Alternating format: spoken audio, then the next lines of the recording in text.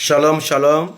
Shalom à tous les bien-aimés. Shalom à tous les saints qui me suivent actuellement. Nous sommes en direct. Nous commençons dans 4 minutes. Commencez à rentrer, faites-vous savoir. En attendant, écoutez ce chant qui dit que Dieu ouvre nos yeux. Alléluia. Soyez bénis. Merci Seigneur. Écoutez ce chant et on commence dans 3 minutes. Alléluia. Je vois le pasteur Ron Boko depuis Kinshasa. Sois béni mon frère, homme de Dieu. J'apprécie ce que tu fais. Alléluia. La sœur Annie à moi depuis Paris. Sois béni. Bien-aimé célèbre Ino. Sois béni. Alléluia.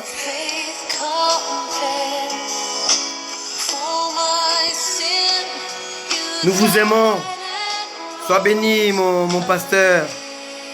Ron, je te suis de très très près, sache-le. Tu fais un bon travail.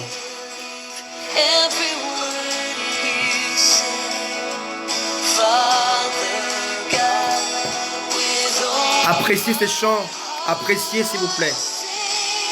Oh mon frère Tadé, homme de Dieu, tu es béni. Alléluia. Oui, bonsoir mon frère célèbre. Tu es béni. Alléluia, sois béni. Merci pour ta présence.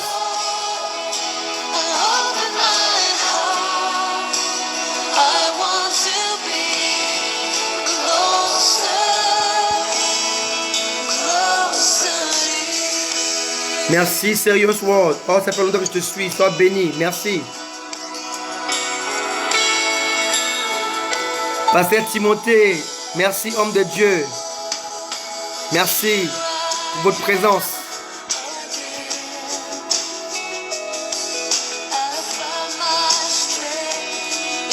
Pasteur Timothée Siméon, merci, homme de Dieu. Sois béni, mon frère.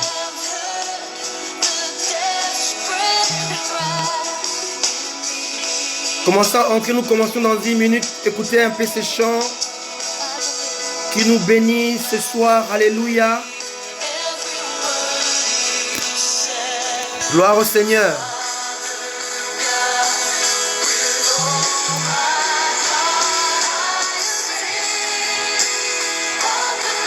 Oui, Seigneur, ouvre mes yeux, ô Dieu de gloire. Je veux voir ta gloire. Alléluia. Ta gloire, Seigneur, pour ma fille Gerline. Tu es bénie, maman Gerline. Sois bénie. Je vais être près de toi, Seigneur. Dans l'intimité avec toi ce soir, Seigneur. Ouvre mes yeux. Alléluia. Oh, gloire au Seigneur. Alléluia. Je bénis aussi la présence de la servante de Dieu, Patricia, qui est à mes côtés, pour me soutenir pour ce travail. Alléluia. Alors qu'elle voyagera demain pour Paris, elle est là. Elle assiste. Elle travaille pour l'œuvre de Dieu. Que Dieu la bénisse. Alléluia. Gloire au Seigneur. Nous allons commencer. Et merci pour la présence de tout un chacun de vous. Et je le crois de tout mon cœur que ce soir nous passerons de très bons moments dans la présence de Dieu. Gloire au Seigneur. Alléluia.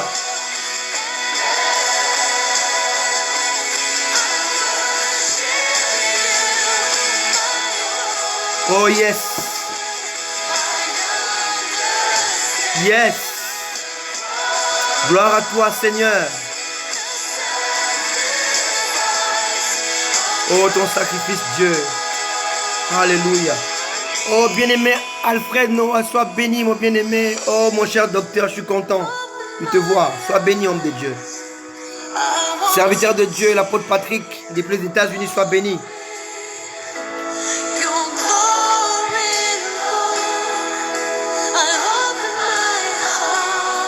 Que Dieu ouvre nos yeux ce soir. Oh mon ami, le pasteur Mouzem Balbert, ça fait longtemps depuis les États-Unis. Sois béni. Oh docteur Mobejo, Daddy, tu es béni. Merci pour ta présence. Alléluia. Oh, nous sommes bénis ce soir. Seigneur, ouvre tes yeux, nos yeux ce soir. Ouvre nos yeux, Seigneur. Nous voulons comprendre, saisir la parole. La parole de Dieu ce soir. Alléluia. André Goniaga, sois béni, bien-aimé.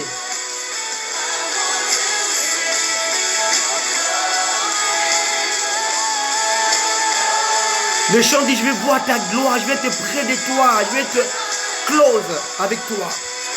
Alléluia. En toi, Seigneur.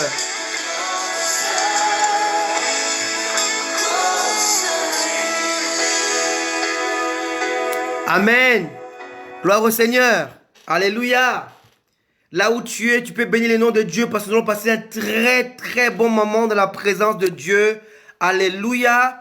Ceux qui étaient là vendredi dernier, le direct, nous avions parlé sur le 5 conflits que Christ est venu régler.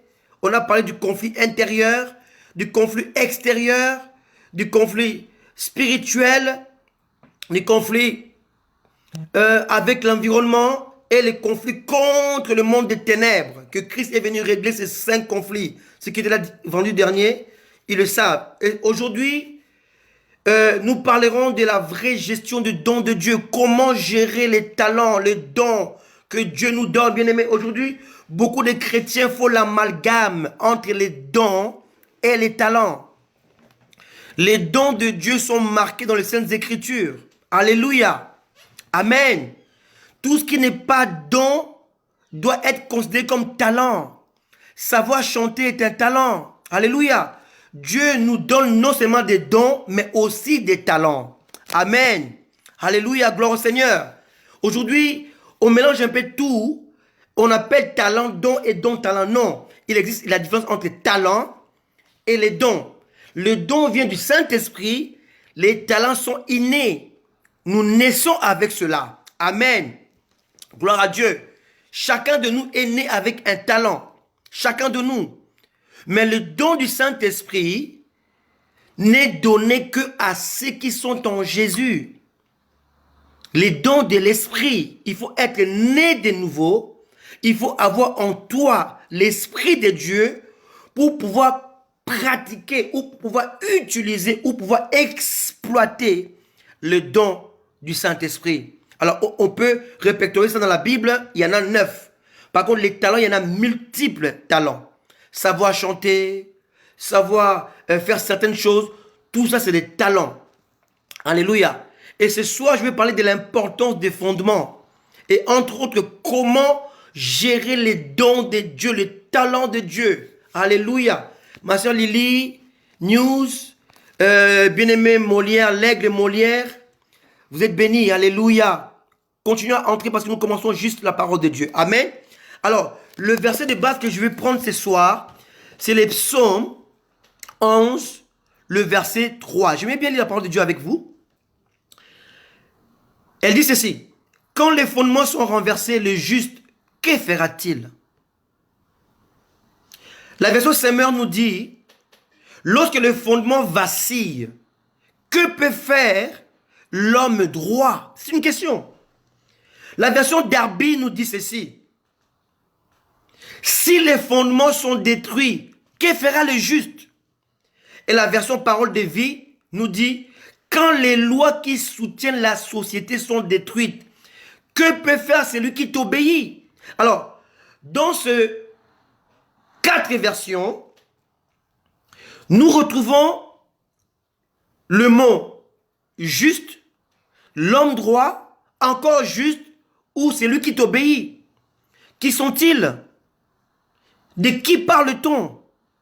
Et en lisant la parole de Dieu dans Romains 8, et nous pouvons remarquer que la Bible dit, nous savons du reste que toute chose concourt au bien de ceux qui aiment Dieu, de ceux qui sont appelés selon son dessein, car ceux qu'il a connus d'avance, il les a aussi prédestinés à être semblables à l'image de son Fils, afin que son Fils soit le premier-né de beaucoup de frères.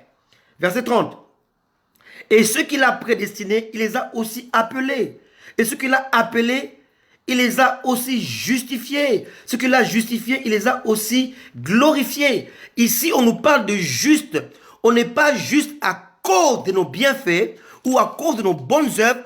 On est juste à cause de son œuvre, de l'œuvre de la croix. Alors, ce psaume 11, verset 3, nous concerne, nous les justes. Nous que Jésus a justifiés par son sang, par sa mort, par son sacrifice ultime. Alléluia. Gloire au Seigneur. Amen. Ici, je reviens sur mon texte de base. Quand les fondements sont renversés, le juste, que fera-t-il? Ou encore, lorsque les fondements vacillent, que peut bien faire l'homme droit? Si les fondements sont détruits, que fera le juste? Quand les lois qui soutiennent la société sont détruites, que peut faire celui qui t'obéit? Alléluia. Alléluia. Il est ici question de fondement. Et laisse-moi te dire ceci. Chaque fondement possède une base. On le sait.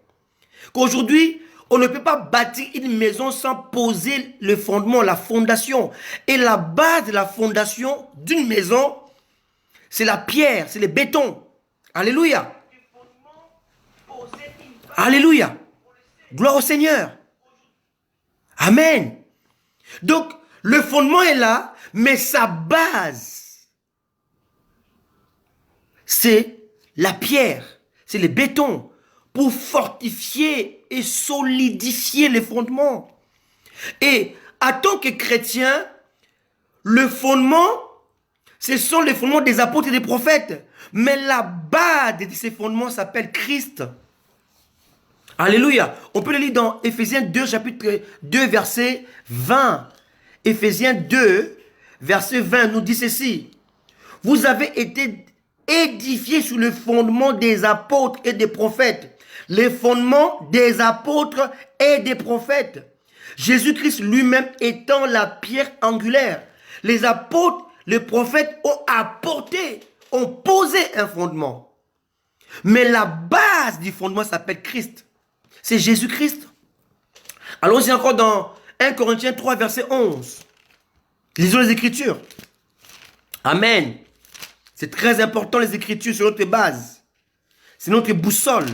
On ne peut pas déroger aux Saintes Écritures sous forme de news, révélation subjective. Non, on doit tout faire par rapport à ce que dit la parole de Dieu. Amen.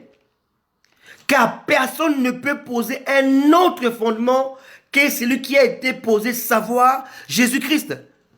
Donc on est d'accord aujourd'hui, ce soir, que le fondement a toute son importance. Lorsqu'on bâtit sur des fondements qui sont faussés, on peut être sûr que ce que nous bâtissons n'ira nulle part. Amen. Le fondement est basé sur et est bâti sur Christ. Christ est la pierre angulaire. Alléluia. C'est très important. Amen. Le fondement est la base des fondements. Le fondement sont les apôtres et les prophètes, mais la base, la matière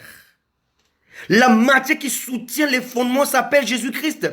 On ne peut pas faire autre chose en dehors de Jésus.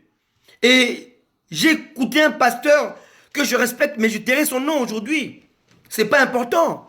On n'est pas là pour dénoncer seulement. On est là pour annoncer.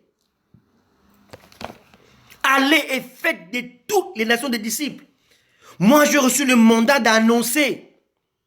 Annoncer Christ. Alléluia. Annoncer Christ. Amen.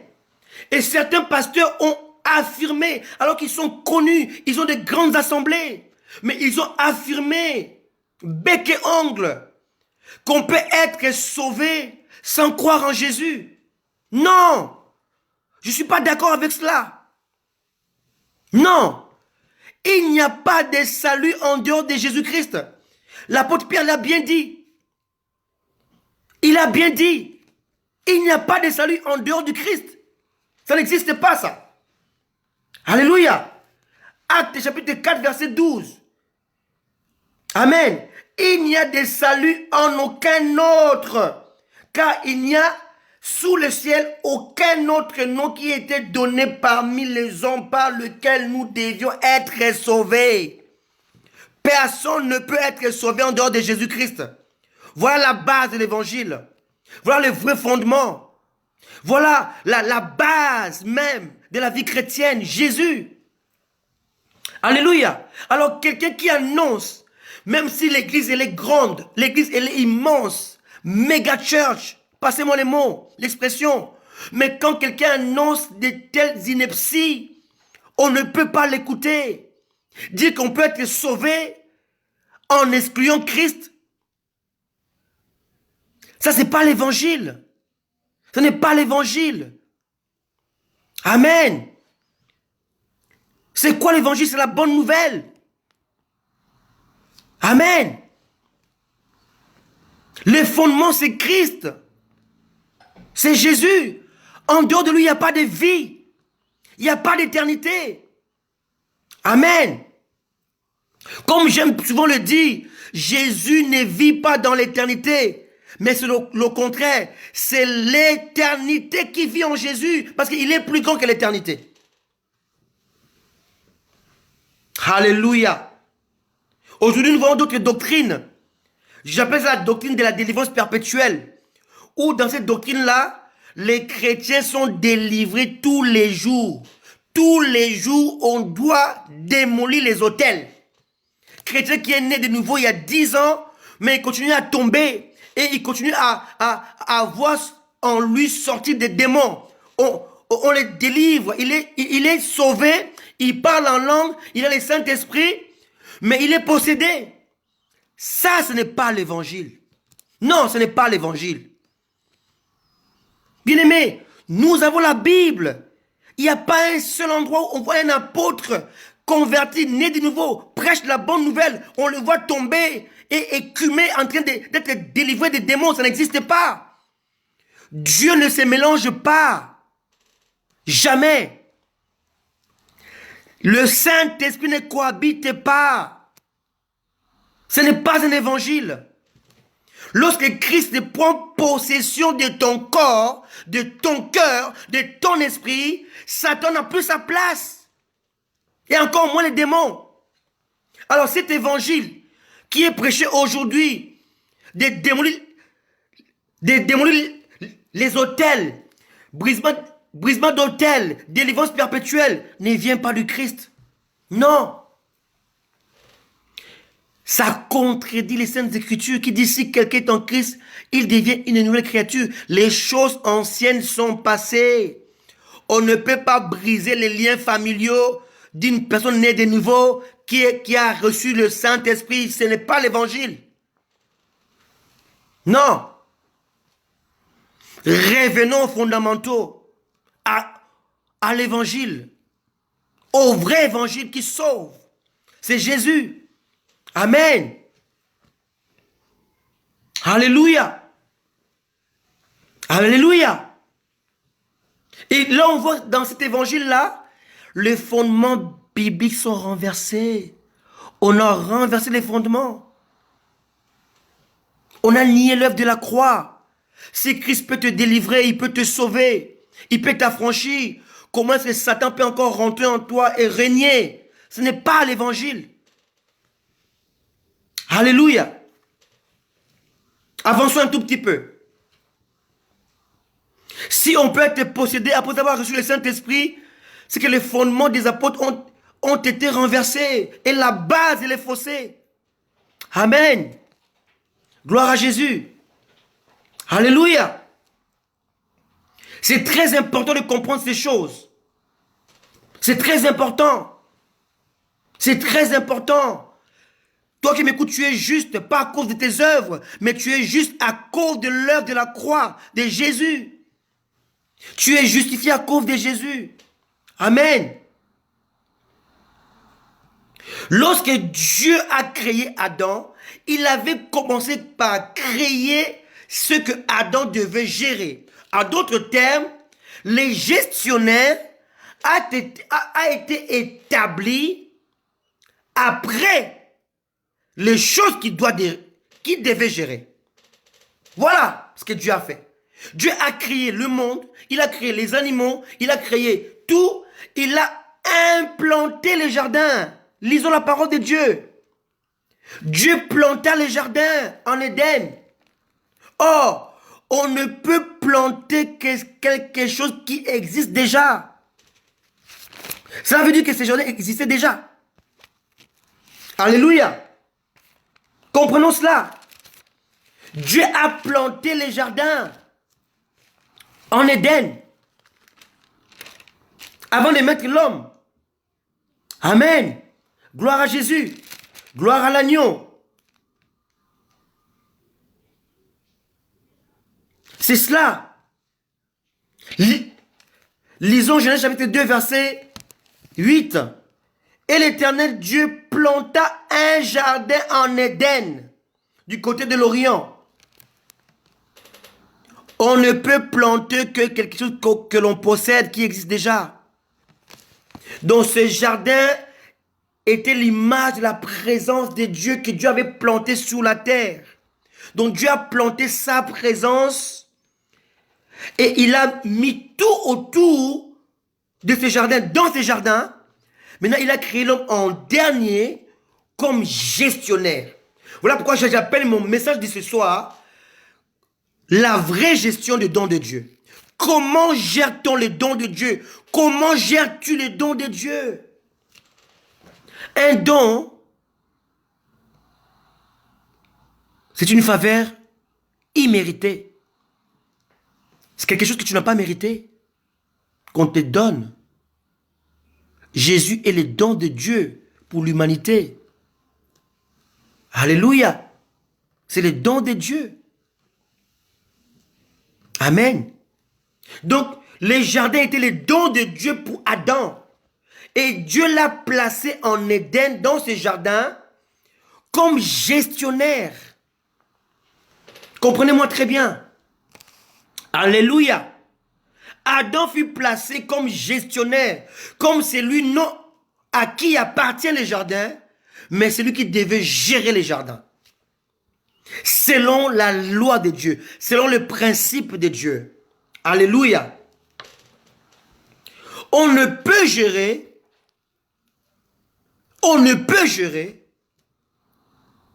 que si on a la capacité de gérer. On ne peut pas placer un gestionnaire incapable. Non. Donc Dieu avait équipé Adam des capacités surnaturelles pour pouvoir gérer ce que lui il avait créé avant sa création. Amen. Gloire au Seigneur. Parce que Dieu ne peut jamais confier une responsabilité à un incapable. Non. Et encore à quelqu'un qui n'a pas préparé. Dieu a su préparer Adam suffisamment pour lui confier la gestion de son royaume, la gestion de sa terre, la gestion de son jardin, de sa présence. Alléluia. Et Adam avait une mission. Gérer ce qui appartient à Dieu. Mais on ne peut pas gérer si on ne respecte pas le principe de la gestion. Alléluia. Adam pouvait circuler dans tous les jardins. Il pouvait manger tout ce qu'il voulait. Mais il lui était interdit de toucher à un arbre. Interdit. Interdit de manger, de consommer cet arbre-là. Interdit. Tu n'en mangeras pas. Et comme j'ai dit tout à l'heure que dans chaque fondement, il y a une base. Et la base du commandement ou de l'ordre de Dieu était le tu. Tu ne mangeras pas. Dieu a créé Adam et Ève le même jour. Il créa l'homme et la femme. Il les appela du nom de l'homme. Mais lorsque Dieu voulait donner les commandements, Dieu a établi le leadership qui était responsable. Dieu a caché Ève dans Adam. Et Ève ne s'appelait pas Ève. Elle s'appelait Cotte. C'est Adam qui devait nommer Ève. Écoute-moi ce soir. Tu ne peux pas dominer quelque chose que tu ne peux pas nommer. Impossible. Je répète, il est impossible à l'homme de dominer ce qu'il ne peut pas nommer. Voilà pourquoi Dieu ne pouvait pas dire à lion, tu t'appelles lion. Non. Dieu a créé un animal et il laisse à Adam le soin de l'appeler lion. Amen. Oh, homme de Dieu, docteur Jean Bosco, sois béni, papa, pour ta présence. Amen. Tu ne peux pas dominer ce que tu n'as pas nommé. C'est impossible. Voilà pourquoi Adam devait nommer ce qu'il devait gérer. Et même la médecine ne peut pas soigner une maladie, une pathologie qu'elle n'a pas nommée. Et lorsque la médecine est confrontée à une pathologie qu'elle ne sait pas nommer, la médecine adopte ce qu'on appelle le palliatif, l'approximatif. Ne sait pas, rentre dans le soulagement. On va soulager parce qu'on ne sait pas nommer, on ne sait pas soigner. C'est cela. Et Adam devait nommer avant de gérer. Voilà pourquoi c'est Adam qui a dit que la femme s'appellerait femme. C'est pas Dieu, c'est Adam. Pourquoi? Parce que Adam devait nommer ce qu'il devait gérer. Tu ne peux pas dominer celui qui te domine. Si tu ne le nommes pas, tu dois nommer toutes ces choses avant de pouvoir prendre le dessus sur eux, sur ces choses, sur elles. Alléluia. Nomme ton problème. Nomme-le. Alléluia. Adam devait nommer ce qu'il devait gérer. Alléluia. C'est très important. Amen. Et si nous revenons dans la base du fondement édénique, on va commencer par la première base, c'est les tu. Dieu n'a pas dit vous ne mangerez pas, tu ne mangeras pas. La base reste les tu. Alléluia. La base des mères les tu. Et lorsque le diable est parti voir Ève, Satan devait entendre Ève dire, Dieu a dit à mon mari, à mon époux, à Adam, tu ne mangeras pas. On appelle ça en français les discours indirects. Alors Satan étant très habile et subtil et très rusé, il va employer ce qu'on appelle la ruse. Dieu a-t-il réellement dit? Il va employer l'adverbe réellement, juste dans l'intention de tromper, de renverser le fondement de Dieu. Et elle va tomber dans le piège. Elle va dire, Dieu a dit, vous ne mangerez pas. Dieu n'a jamais employé le pronom personnel premier temps du pluriel. Non, deuxième temps du pluriel. Dieu n'a jamais dit, vous ne mangerez pas. Non, Dieu a dit, tu ne mangeras pas. La base des commandements était les tu. Pas les vous, pas les nous. Non, c'était le singulier, c'était pas le pluriel. Bien-aimé, notre problème, ton problème, mon problème, est que nous ne savons pas discerner la base. La base, c'est Christ. La base de l'évangile. Alléluia. Gloire au Seigneur. Dieu a dit, tu ne mangeras pas. Satan dit, est-ce que Dieu a réellement dit, vous ne mangerez pas? Satan a déformé la base. Bien aimé, lorsque la base est déformée, voilà pourquoi j'ai commencé par le psaume 11, verset 3. Quand les fondements sont renversés, que ferait le juste? Si les fondements sont détruits, que fera le juste? Quand les lois qui soutiennent la société sont détruites, que peut faire celui qui t'obéit? C'est une question. Quelle est ta réponse ce soir? Alléluia. La base de l'église est déformée aujourd'hui. Amen. Amen. Alléluia. Gloire au Seigneur. Amen. Oh, je bénis Dieu pour ces messages. Gloire à Dieu. Alléluia. Adam fut doté dès sa création des capacités d'abord naturelles. Cela veut dire intelligence et sagesse. spirituelle, divine, qui lui permettait de pouvoir être un bon gestionnaire. On ne peut pas gérer les choses divines si on n'est pas spirituel, c'est impossible. Il faut les hommes spirituels pour gérer les spirituels. C'est un fait. Alléluia. Alléluia. Quels furent le rôle et la responsabilité du gestionnaire Adam en Éden?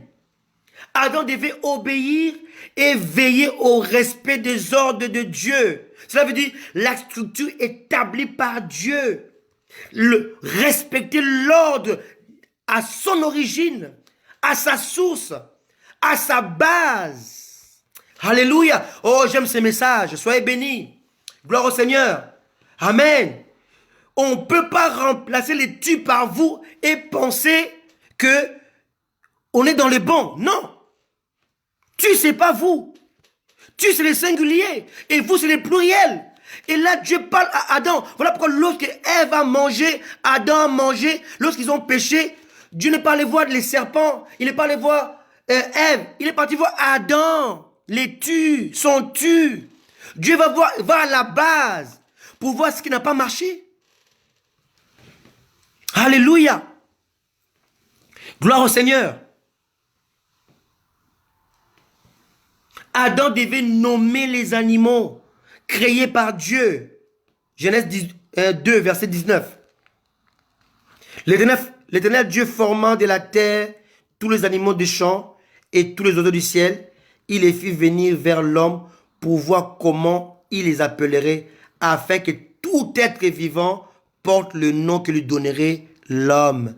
Comme je l'ai dit tantôt, tu ne peux pas gérer ce que tu ne peux pas nommer. Alléluia. Amen. C'est très important.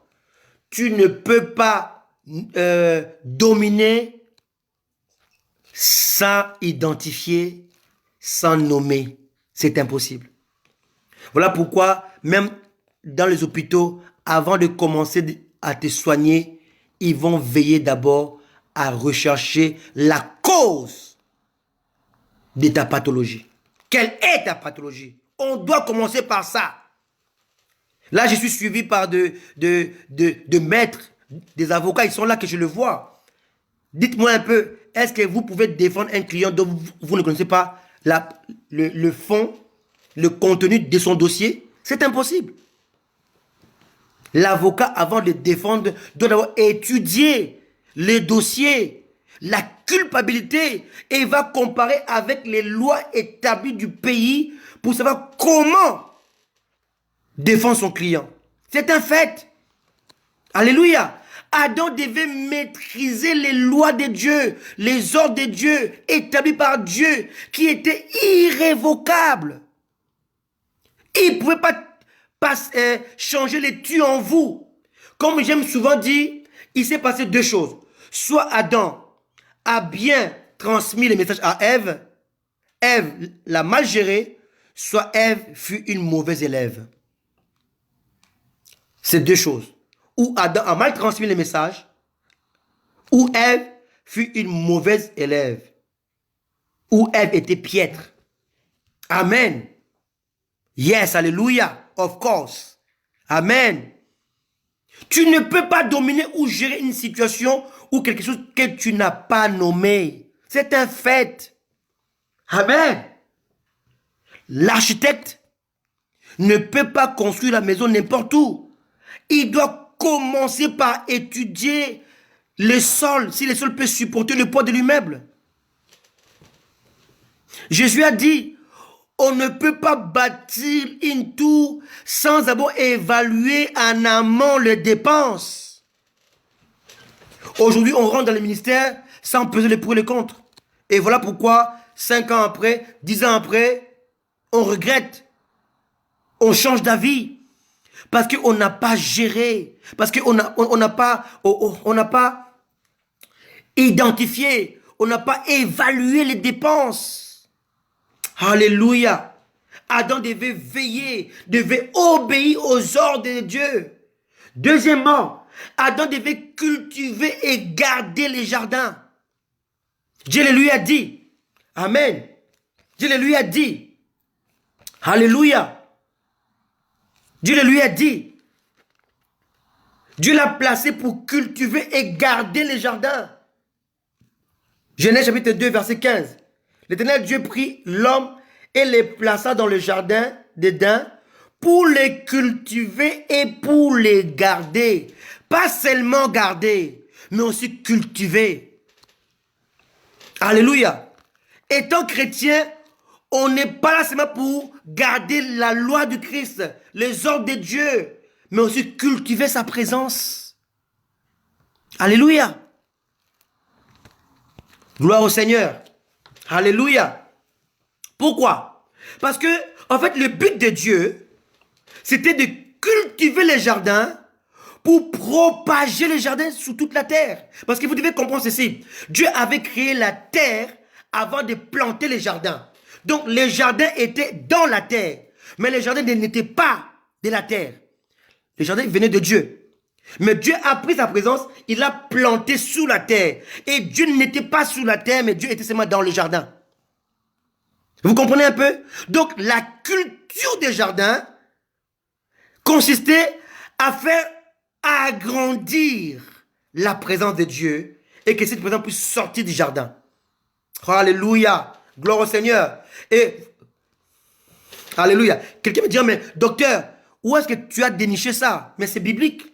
Lisez Habakkuk chapitre 2, verset 14. Qui dit ceci? Je peux lire ça avec vous. Amen. Alléluia. Habakkuk 2, verset 14. Nous dit quoi? Vous allez comprendre ce que je suis en train de dire. Amen. Habakkuk 2, verset 14. Habakkuk 2, verset 14, dit ceci. Car la terre sera remplie de la connaissance de la gloire de l'Éternel, comme le fond de la mer par les eaux qui les couvrent.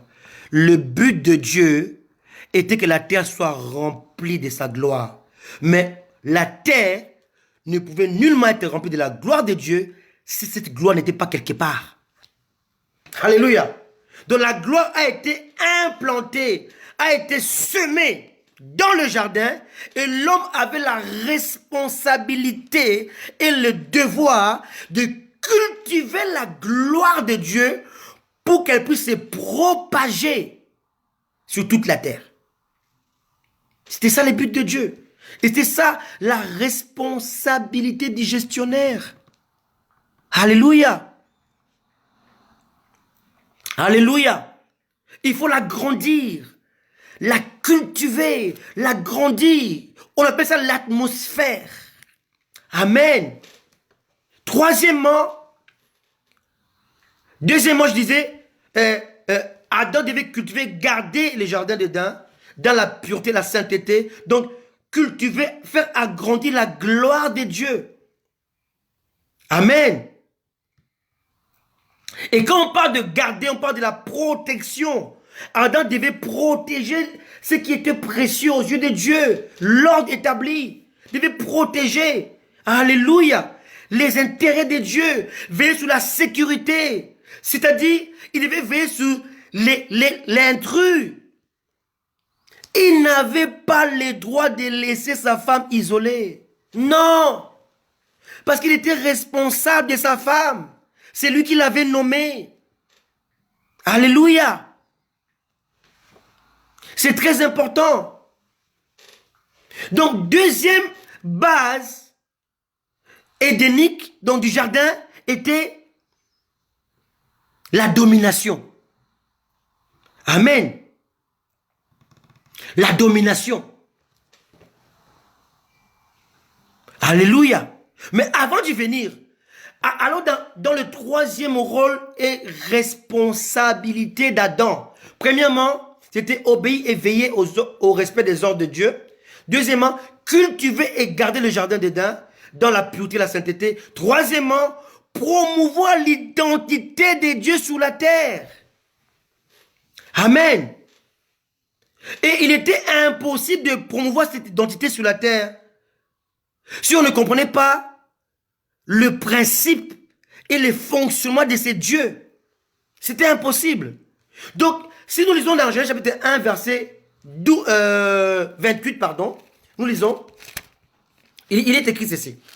Je vais aller un peu vite parce que le temps est court, nous presse. Dieu les bénit, Dieu leur dit, soyez féconds, multipliez, remplissez la terre, assujettissez-la et dominez. Amen. Alléluia. Soyez féconds, multipliez, remplissez la terre, assujettissez et dominez. Amen. Premièrement, nous voyons ici que Adam devait promouvoir l'identité de Dieu sur la terre. Après cela, on va voir le quatrième verbe. Multiplier, remplir, assujettir et dominer. Adam devait savoir conjuguer avec ces 5 principes l'être, la multiplication, le remplissage, l'assujettissement et la domination. Alors, avant ces verbes, il y avait la bénédiction. Il est impossible d'être fécond, de se multiplier, de remplir la terre, d'assujettir la terre, de dominer, si on n'a pas été béni au préalable. Bien-aimé, tu rentres dans le ministère, qui t'a béni? Qui t'a appelé? Tu veux faire quelque chose? Tu as reçu le mandat de qui? Tu as reçu quelle bénédiction? Qui t'a établi? Tu n'es pas béni. Tu veux multiplier comment? Tu veux être fécond comment? Voilà pourquoi il y a la stérilité. Alléluia. Il n'y a pas de multiplication. Il n'y a pas de remplissage. Tu ne sais pas assujettir. Et tu ne seras pas dominé non plus. Pourquoi? Parce que tu n'as pas été béni. Tu n'as pas été qualifié. Tu n'es pas qualifié. Et quand on n'est pas qualifié, on ne peut pas être fécond. On est dans la stérilité. Alléluia. Et quand quelqu'un est stérile, ne peut pas multiplier, ne peut pas remplir, ne peut pas assujettir et ne peut pas dominer. Aujourd'hui, les chrétiens veulent dominer. Ils oublient les autres. Il n'y a pas de domination sans bénédiction. Il n'y a pas de domination sans fécondité. Il n'y a pas de domination sans multiplication. Il n'y a pas de bénédiction sans remplissage. Il n'y a pas de bénédiction sans assujettissement. Il n'y en a pas. Ça n'existe pas. Alléluia. C'est très important. Amen. C'est très important de comprendre ces choses. C'est quoi être fécond? Veut dire favoriser l'intimité, l'unité, l'unicité, la complicité, l'harmonie. On ne peut pas être fécond seul. Alléluia. Et là, la base de la domination, c'est l'unité. Amen. On ne peut pas dominer si on n'est pas unis. Voilà pourquoi Jésus a dit, restez dans la chambre haute, attendez. Alléluia. Et là, on fait allusion à l'obéissance, la soumission, la patience. L'être.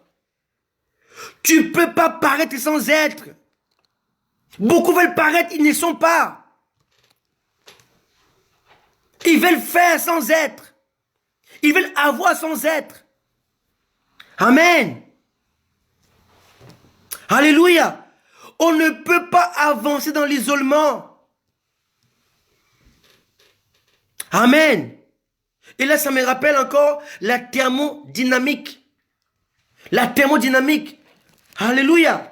La deuxième loi qui s'appelle l'entropie. Qui dit toute énergie en système clos tend vers sa réduction. Tout ce qui est organisé tend vers sa désorganisation. Tout isolement amène à la rupture et à la perdition. Alléluia. Tu dois t'attacher à Christ pour être fécond. La femme ne peut être féconde sans son époux. C'est impossible. Ici, il est question de pluriel. Alléluia. Il n'y a pas de victoire. Oh, sois béni mon épouse et lui qui fait ma tamba. Sois béni. Il n'y a pas de victoire sans pluriel. La victoire est conditionnée au pluriel. Dominer. Alors que l'ordre de ne pas manger, c'était au singulier. Voilà deux bases. Première base. Tu ne dois pas manger. Ça te concerne seul. C'est ton choix. Deuxième base, pour dominer, il faut le pluriel. Voilà pourquoi Jésus envoyait toujours à deux. Minimum deux. Alléluia. Oh, j'aime ces messages. Alléluia. On ne peut pas s'isoler. L'église s'isole. Beaucoup d'hommes de Dieu qui sont puissants sont isolés. Et on le comprend pour dire que mais il a la parole de Dieu, il a le feu de Dieu, il est fort, il est puissant, mais on n'entend pas. Mais vous ne comprenez pas, il n'y a pas de domination dans l'isolement. Il n'y a pas de singularité, ça n'existe pas.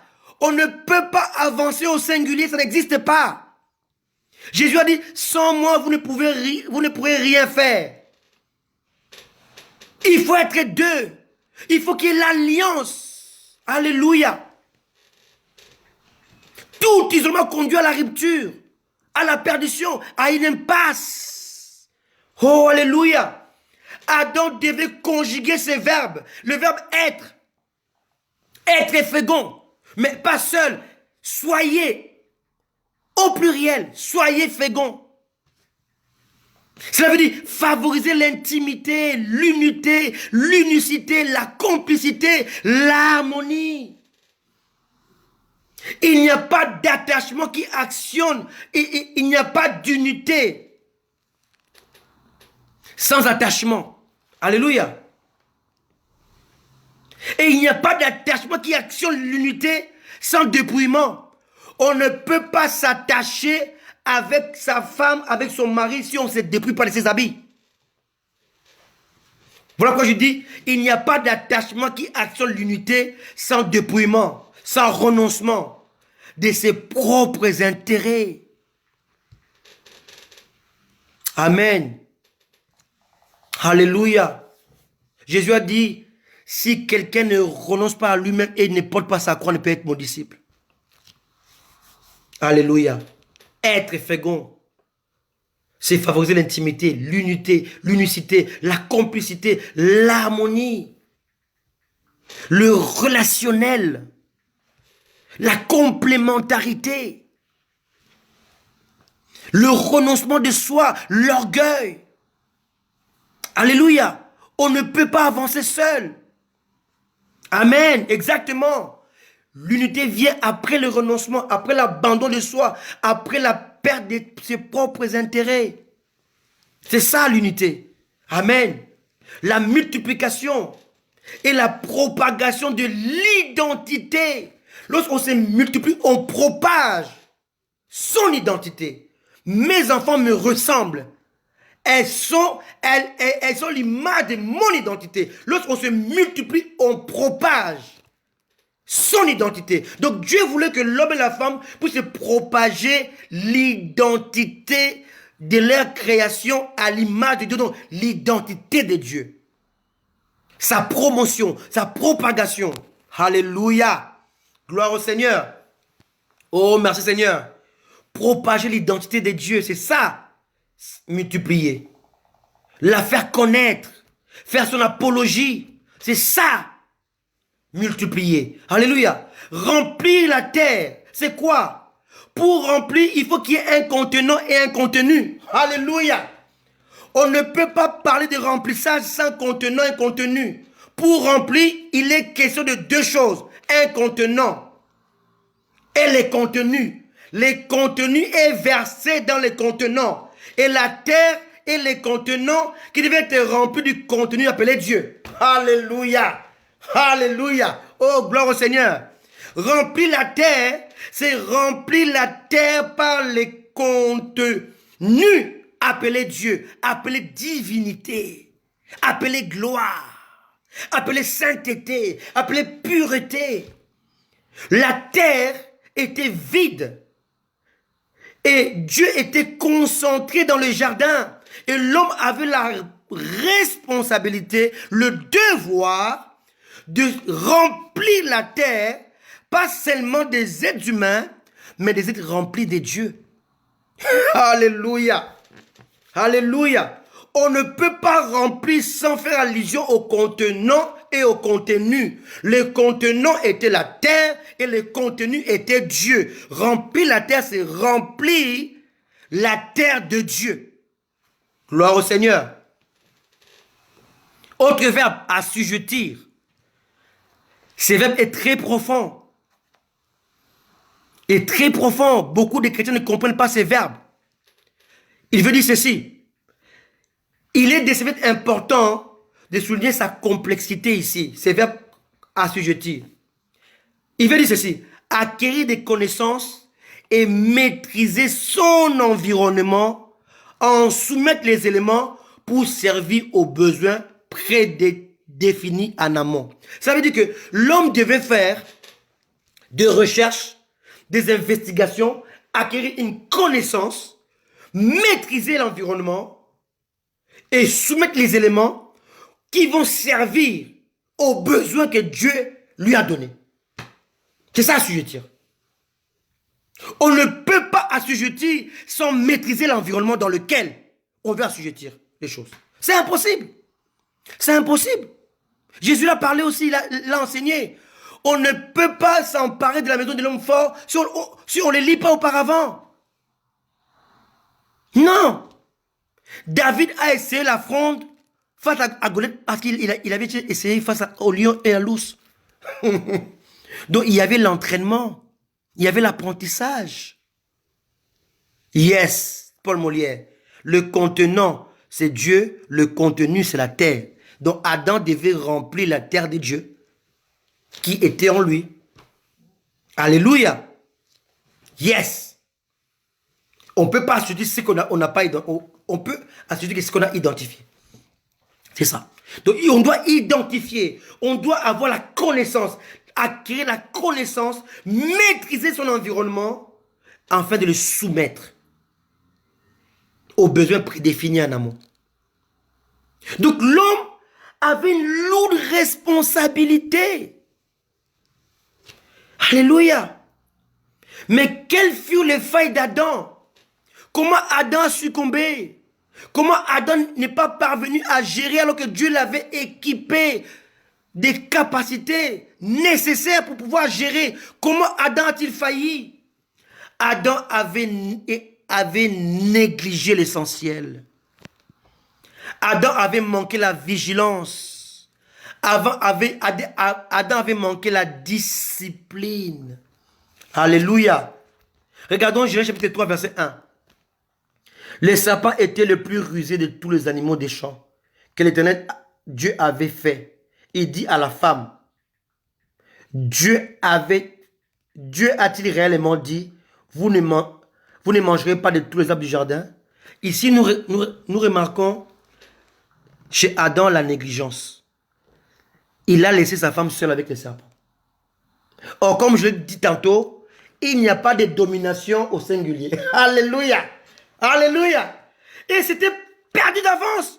Et croyez-moi, Adam serait seul face au serpent, il serait aussi tombé. Pourquoi? Parce que la domination se conjugue au pluriel. Dominer, pas domine. En tout cas, dans le jardin, l'ordre était établi, la base de cet ordre, la base de ces fondements était la domination au pluriel, n'est pas manger au singulier. Amen. L'interdit était au singulier, la domination était au pluriel. Amen. Alléluia. Et Satan connaît ses failles. Il connaît, il savait qu'en essayant d'utiliser la ruse, voyez-vous, il est parti voir Ève, il a conjugué avec les vous, alors que l'ordre avait été donné avec les tu. Il a changé les tu en vous. Et c'est ça aujourd'hui les chrétiens. Il croit qu'il peut s'opposer au vous, il garde son tu à lui pour se rebeller. Mais tu n'iras nulle part. Tu n'iras nulle part. Tu n'iras nulle part. Jésus a dit, attendez. Il n'a pas dit, Pierre, attends. Attendez. Attendez l'esprit. Au pluriel. Restez ensemble. Attendez. Amen. Refusez l'isolement. Alléluia. L'église, c'est un ensemble. C'est un ensemble.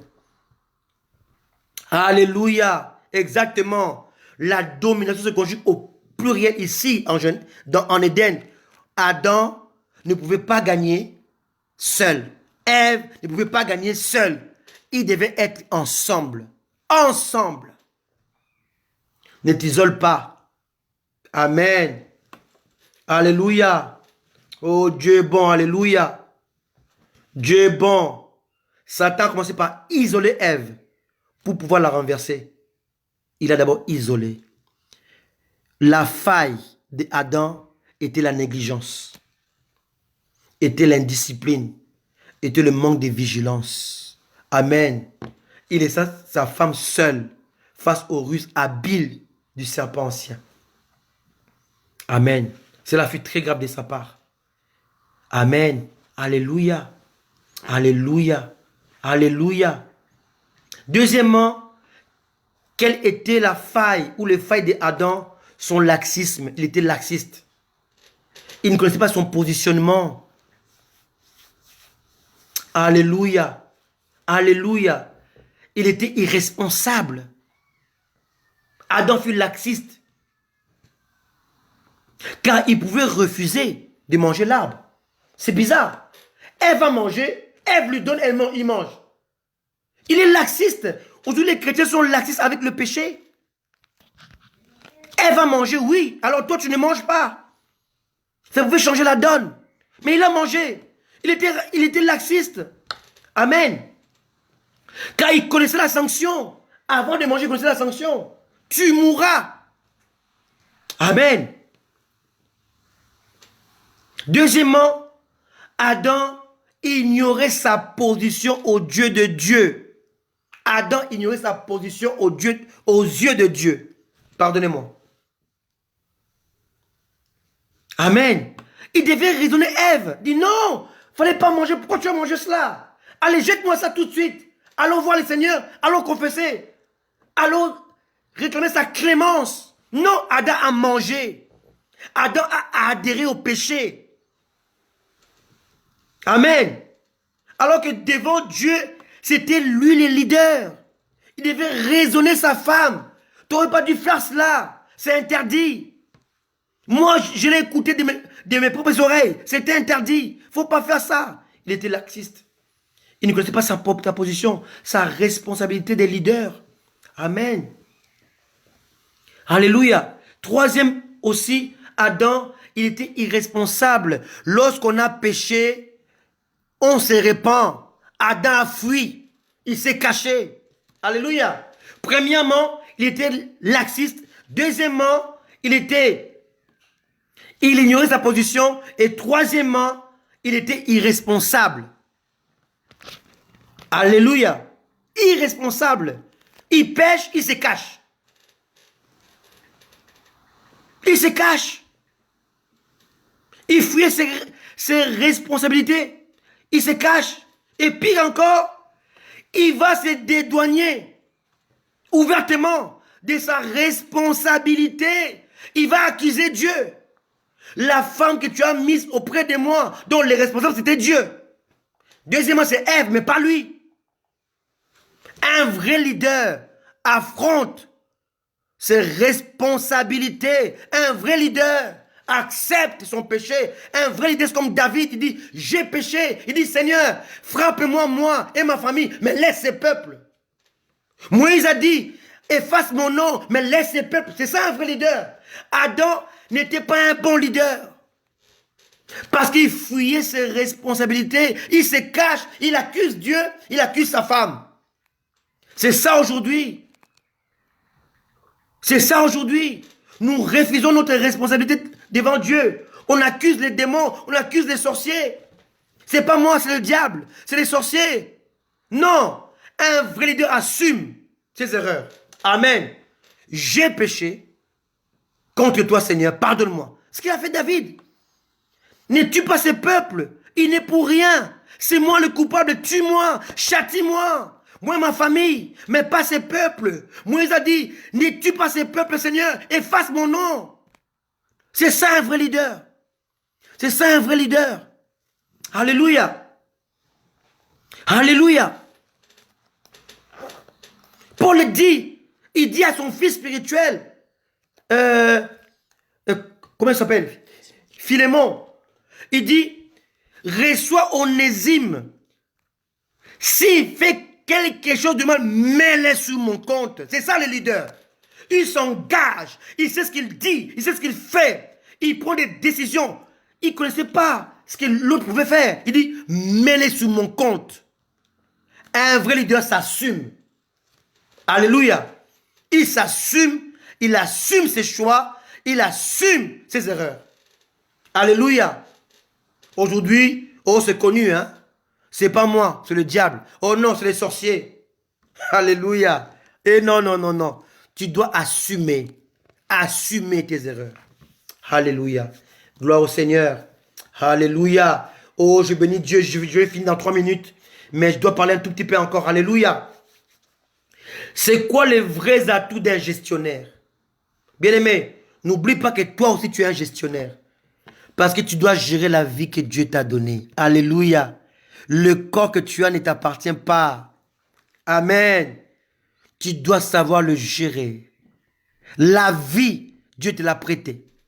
Amen. Tu dois être le gestionnaire de la vie que Dieu t'a prêtée, t'a donné. Le corps que Dieu t'a donné. Alléluia.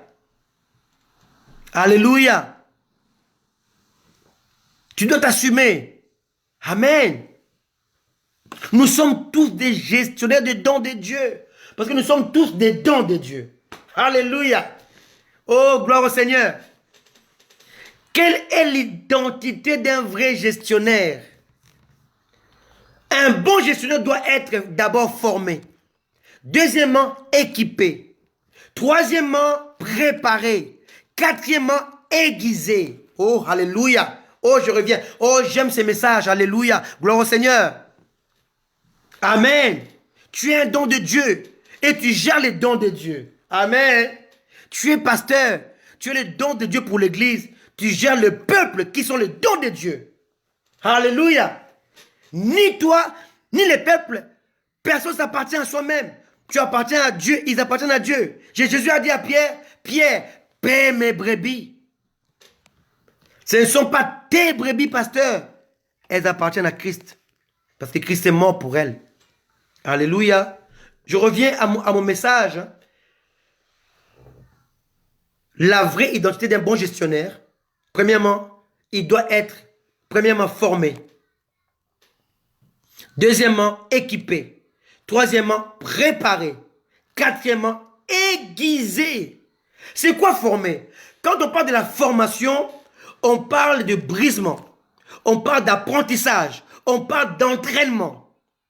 David s'est entraîné dans le désert face au lion et à l'ours avant de jouer son match, sa phase finale avec Goliath. L'entraînement se fait toujours dans le secret de l'intimité, de la prière, du jeûne. Alléluia. Et la phase finale se joue face au public. On te regarde, on t'observe. Alléluia. Donc un vrai gestionnaire doit d'abord être formé, donc il doit passer par le brisement. Amen. Le brisement, le renoncement, l'apprentissage, l'entraînement. Deuxièmement, il doit être équipé. C'est quoi l'équipement? Alléluia. L'équipement, c'est être doté de capacités divines pour accomplir la volonté de Dieu. Dieu est divin. Pour accomplir sa volonté, il faut avoir des capacités divines qui viennent de Dieu lui-même. Adam était équipé par Dieu pour gérer les choses de Dieu. Amen. Troisièmement, préparer. C'est quoi être préparé? C'est être enseigné afin de faire face aux contradicteurs envoyés par le diable. Tu ne peux pas gérer les gens si tu es incapable de gérer leurs problèmes? Impossible. De gérer leurs soucis. Dieu doit d'abord te préparer à te gérer toi-même avant de gérer les autres. Et quatrièmement, aiguiser. Aiguiser veut dire voir, entendre, percevoir à la manière de Dieu. On connaît l'histoire de Géasi avec Élisée. Géasi voit à la manière charnelle. Mais Élisée devait prier pour que Dieu lui ouvre les yeux. Pour qu'il puisse voir à la manière de Dieu. Ce que tu vois n'est pas la vérité. C'est la réalité, mais ce n'est pas la vérité. Alléluia. Être aiguisé, c'est voir comme Dieu. C'est entendre comme Dieu. C'est percevoir comme Dieu. Alléluia. C'est ça être aiguisé. Tout bon gestionnaire doit d'abord primer les savoir-être avant les savoir-faire. On ne peut pas faire sans être. Pour faire, il faut être. On doit primer les savoir-être avant le savoir-faire. Alléluia. Celui qui ne sait pas être ne saura pas faire non plus. Oh, gloire au Seigneur. Alléluia. Alors, je vous propose de continuer ce message vendredi prochain, si vous le voulez bien. On va écouter un chant pour finir. Et j'ai été content de passer ce temps, cette 1 heure dans votre présence, à vos côtés, dans la présence du Seigneur. Et je crois que vous avez été bénis par ces messages. Et je crois que ça, vendredi prochain, nous allons continuer ces messages, Dieu voulant, parce que ces messages nous font du bien. On va écouter encore un chant pour nous détendre avant de nous séparer. Merci pour tous ceux-là qui ont assisté, qui ont suivi en direct, et pour tous ceux-là qui seront là en différé. Je bénis tous les hommes de Dieu que j'ai vus, Bishop Mobejo, mon docteur. Merci pour ta présence, apôtre Patrick, apôtre Marcel, et les hommes de Dieu, vous tous qui êtes là, docteur Paul Molière, et vous tous qui êtes là, serviteurs, servants de Dieu, prophétesse Patricia à mes côtés, et tous mes enfants qui êtes là, que Dieu vous bénisse. Je vois la sœur Huguette, sois bénie maman, et soyez bénis. Oh, je vous aime beaucoup. J'ai aussi vu le docteur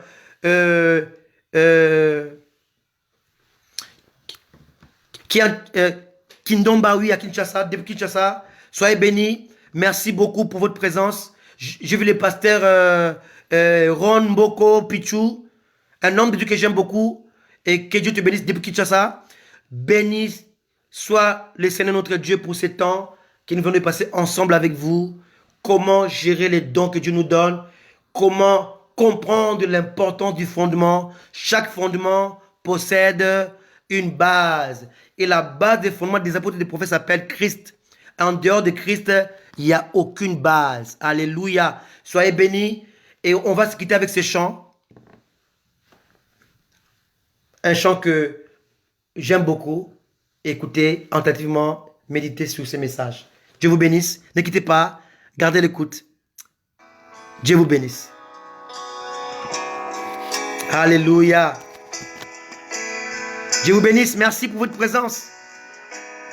Et je vais prier pour ceux-là qui veulent donner leur vie à Jésus. Si vous êtes là, seulement priez avec moi. Seigneur Jésus, aujourd'hui, je suis prêt à donner mon cœur. Seigneur, pardonne mes péchés, entre dans mon cœur. Je vais te servir de tout mon cœur. Deviens le maître de ma vie. Je vais te servir, je vais te suivre. Seigneur, conduis ma vie et que ton esprit me conduise. Je vais naître en toi, vivre par toi, pour toi, avec toi. Parce que tu reviens bientôt. Seigneur, je te donne ma vie, je te donne mon cœur. Conduis ma vie. Merci Père parce que tu le fais. Tu as dit, venez à moi, vous tous qui êtes fatigués, chargés, vous donnerez du repos. Je viens à toi, Seigneur. Au nom de Jésus. Amen. Je prie pour tous ceux qui sont malades, qui ont besoin de qui ont besoin de solutions, et que Dieu vous aide. Tous qui ont des soucis. Alléluia, je prie pour vous, au nom de Jésus. Seigneur Dieu, que ta grâce et ta paix qui surpasse toute connaissance. Assiste tes bien-aimés, mes frères et sœurs, tes serviteurs, tes servantes qui me suivent. Seigneur, assiste-les. Tu reviens bientôt. Fortifie-les, Seigneur. Encourage-le. Seigneur, combat. Seigneur, encourage-le. Ôte, Seigneur, ces péchés, ces problèmes, Seigneur. Apporte la paix dans leur cœur. Au nom de Jésus, fais-leur preuve de ton nom, Seigneur. Merci, Seigneur. Je prie pour tous les hommes de Dieu qui sont là. Que Dieu vous bénisse. Au nom de Jésus. Amen. Soyez bénis. Merci. Faites-moi savoir de votre présence. Faites un coucou. Parce que vous êtes là. Dieu vous bénisse. Merci Blaise. Blaise Conde, sois béni. Sois béni, maman Huguette. Je suis content de te voir. Amen. Ça a été grand, très très grand. Oh Patrick, mon apôtre, tu es béni. Alléluia. Merci depuis les États-Unis. Sois béni, oh, mon bishop, docteur Mobejo. Je suis content de te voir. Homme de Dieu, estime Sassa, tu es béni. Alléluia. Pasteur Dan, Mosengo, tu es béni. Depuis l'Angola, tu es béni. Alléluia. Gloire au Seigneur. Oh yes. Alléluia. Gloire au Seigneur. Soyez bénis. Alléluia. Oh, merci Jésus. Ouvre mes yeux, Seigneur. Je vais voir ta gloire, Seigneur. Merci. Oh, mon frère chéri, Yahi, sois béni. Alléluia. Alléluia. Yes. Je vous aime, Jésus vous aime. Accrochez-vous, Jésus revient bientôt. Attachez-vous au Seigneur. Il revient bientôt. Restons ensemble, on est ensemble. La victoire se conjugue au pluriel, la victoire c'est au pluriel. Alléluia. La victoire se conjugue au pluriel. Nous, vous dominez. Pas je domine. Dans mon coin, nous dominons. Alléluia. En étant unis, ensemble. Ensemble, dans l'unité, dans l'harmonie, dans la complicité. Alléluia. Dans la complémentarité. Oh, gloire au Seigneur. Alléluia. Oh, gloire au sacrificateur devient lui-même. Oui, justement, mon frère chéri, exactement. Gloire à Jésus, le sacrificateur. Devient lui-même sacrifice. Alléluia. Oh, sois béni, homme de Dieu, chéri. Alléluia. Gloire au Seigneur. Ouvre mes yeux, Seigneur. Je veux voir ta gloire. Que ta gloire se déverse sur ton église. Que les faux soient dévoilés, Seigneur. Alléluia. Bénis ton peuple, Seigneur. Bénis ton peuple. Oh, le temps de la vraie parole, de la vraie sémence a sonné. Le temps de la vraie parole est arrivé. Alléluia. Oh, Seigneur. Ouvre les yeux de ton peuple ce soir. Qu'ils comprennent que tu es là, que tu as établi de véritables serviteurs de Dieu dans ce bas monde, de vrais enfants, de vrais serviteurs remplis du Saint-Esprit. Alléluia. Et qui prêchent la parole non diluée, non mixée. La vraie parole, la vraie sémence, le pain frais qui descend du ciel et qui donne la vie aux morts. Alléluia. Merci Jésus. Merci Jésus. Ouvre nos yeux, Seigneur, ce soir. Alléluia. Ouvre mes yeux, Seigneur. Alléluia. Kloba Shanda. Ma fille Marcel Ruth Bouyamba, je te bénis. Sois béni. Depuis l'Afrique du Sud. Alléluia. Soyez bénis. On se revoit vendredi prochain. Même heure, même endroit. Pour la suite de ce message. Soyez bénis au nom de Jésus. Amen.